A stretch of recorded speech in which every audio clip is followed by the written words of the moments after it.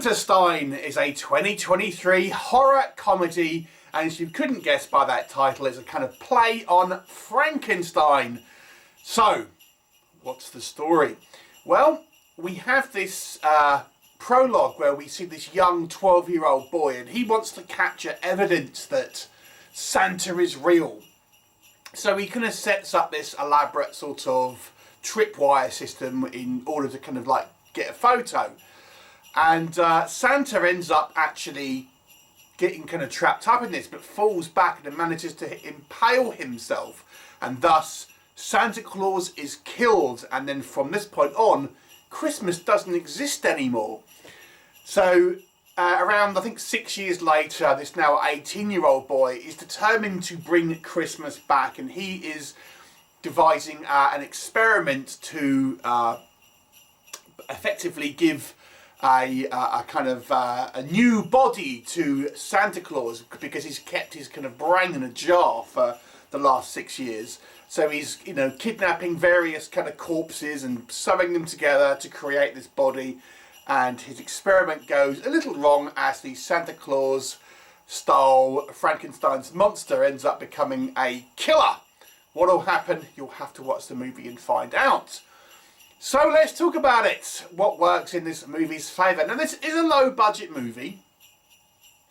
I will say I was surprised with the level of production value here, because it does vary greatly. But when it's good, it's actually kind of quite good.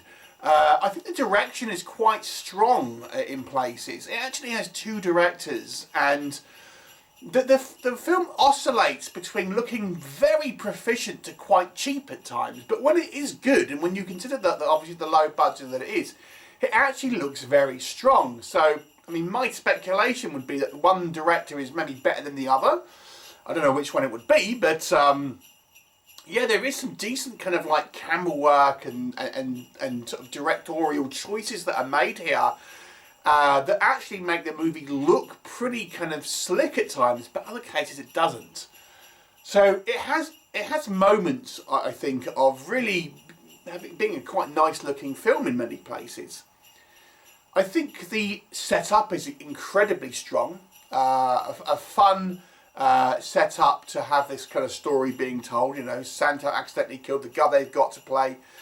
The original Santa, you know, looks the part. And obviously this kid doesn't mean to do this, and it's sent him on this kind of this path to try and resurrect Christmas. It's a great kind of setup. You know, and as the film goes on, becomes more of a kind of a typical sort of slasher film, to be honest. But it's a great setup nonetheless.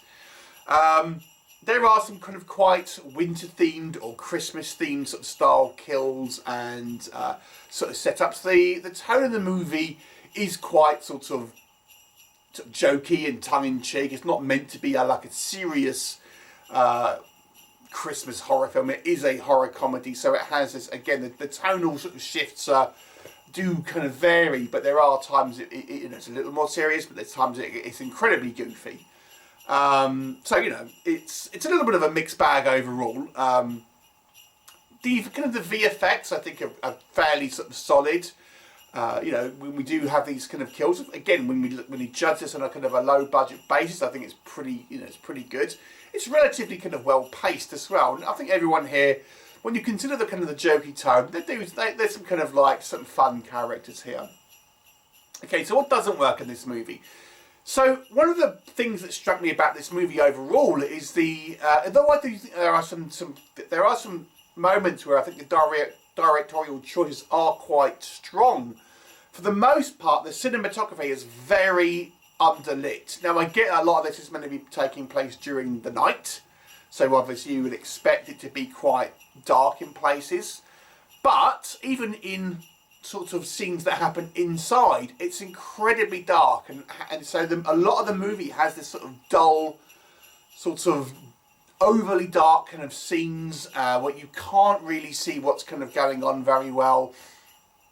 And I think you can get away with it for a few scenes, but it's a bit you know, it's a bit overdone.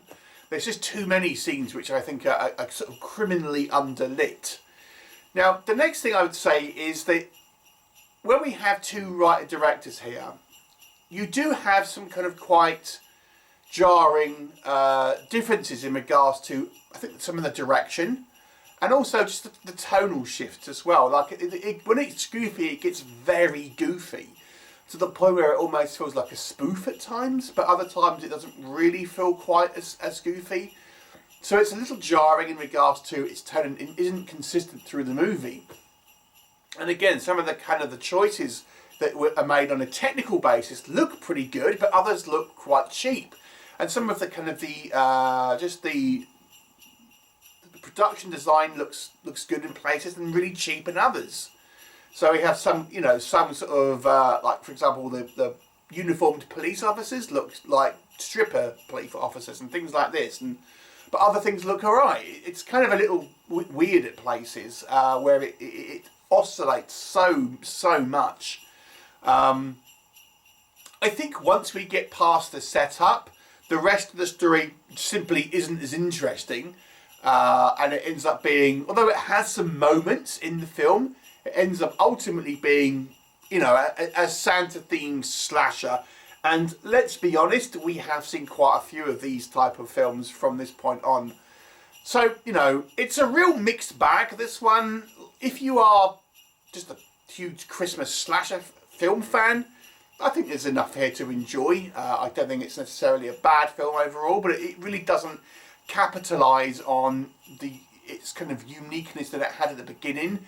And I think the rest of their film varies so wildly in regards to its quality, it ends up becoming tonally somewhat mismatched. I'll give it a 5 out of 10. What were your thoughts if you've seen it? Please let me know, and I'll look forward to seeing you next time. Bye for now.